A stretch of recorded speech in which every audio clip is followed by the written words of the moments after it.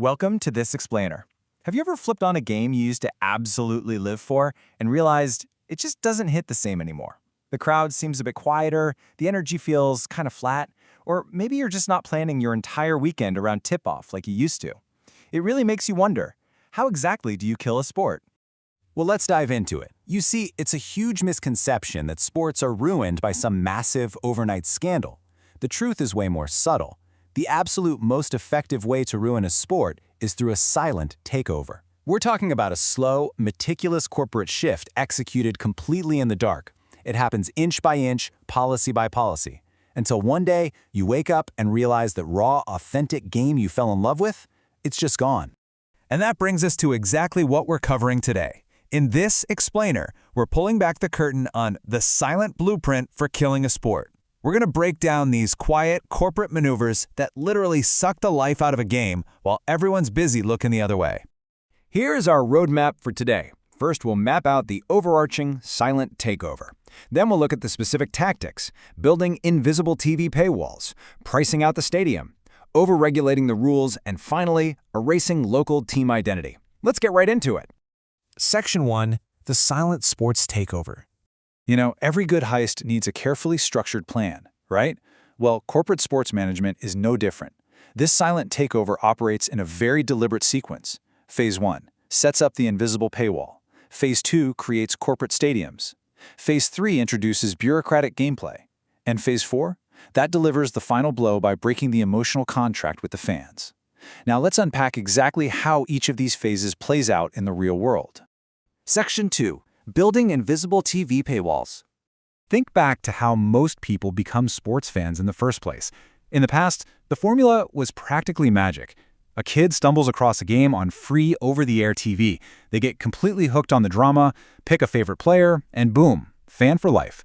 But today, the quietest way to kill that future audience is to slowly migrate games behind these fractured, super expensive streaming services and premium cable packages.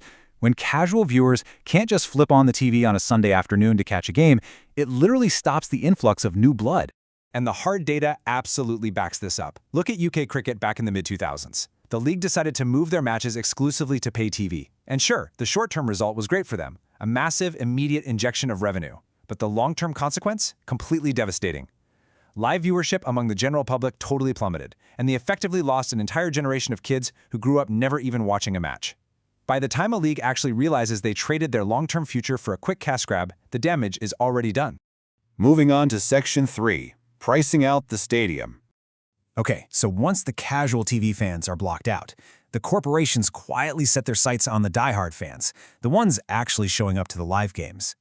Now, they don't do this all at once. It flies totally under the radar through incremental increases. You know the drill. A few extra bucks for parking, a slight bump in ticket prices each season, an increasingly overpriced hot dog at the concession stand. On their own, none of these little hikes cause a massive riot, but over a decade, they compound. And suddenly, a regular working-class family looks at their budget and realizes, wow, we literally can't afford a simple afternoon at the stadium anymore. And here's the real kicker. When those working-class families are priced out, those loud, passionate, die-hard fan sections vanish. And who replaces them? Wealthy spectators and corporate sponsors who treat the game more like a networking event than a life-or-death athletic showdown. It completely kills the stadium's soul. The atmosphere goes quiet, the intimidating home field advantage just sort of softens, and the crazy part is that lack of raw energy transfers straight through the TV screen to whoever is left watching at home. The whole broadcast just feels flat. Section 4. Over-regulating the rules. Now we hit the phase where the actual gameplay gets altered from the inside out. We call this over-optimization. Basically, it means modifying a sport's rules to maximize advertising revenue and cater heavily to data analytics. And the result? It completely breaks the natural flow of play. In this desperate effort to squeeze every single drop of commercial value from a broadcast, leagues start prioritizing algorithmic perfection over the inherent joy, spontaneity, and momentum of the spectacle itself. So, what does this actually look like on game day? Well, first you get endless video reviews brought in to micromanage totally subjective calls.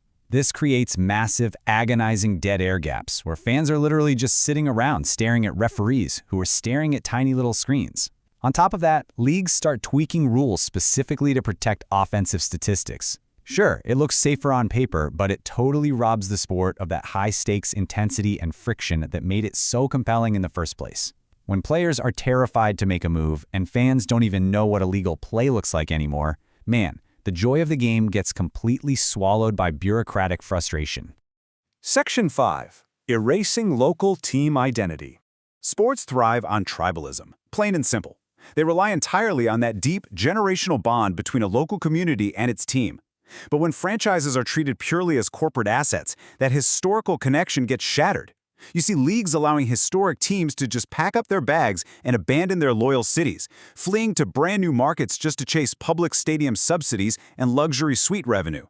And when a team leaves, it doesn't just devastate the city left behind, it breaks the illusion for fans across the entire sport.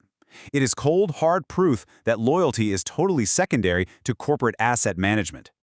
Ultimately, fans start to wake up to the harsh reality. As the quote here says, they realize they are, quote, viewed purely as consumers rather than the heartbeat of the sport. This is the breaking point. Once the audience truly realizes that their fierce, lifelong loyalty means absolutely nothing to the owners, that emotional contract between the sport and the fan is permanently broken. And you really cannot put that genie back in the bottle. So, what's the final score here? This entire blueprint we've walked through, the invisible paywalls, pricing out the everyday fan, the bureaucratic rule changes, the corporate relocations, it all boils down to one simple thing: prioritizing short-term quarterly profits over the very culture that built the game to begin with. It's a slow, quiet process that systematically trades a rich, long-term cultural legacy for a quick cash grab. Which leaves us with one final, lingering thought for this explainer. The next time you sit down to watch a game, look closely. Notice the fractured streaming packages you're forced to juggle, watch for the endless rule changes breaking the flow on the field, and take a hard look at the prices at your local stadium. Ask yourself, is your favorite sport currently executing this blueprint? Take a step back, weigh the evidence we've covered today, and ask if the game you love is slowly being taken over in the dark. Thanks for hanging out with me for this explainer. Keep learning, keep questioning, and I'll catch you in the next one.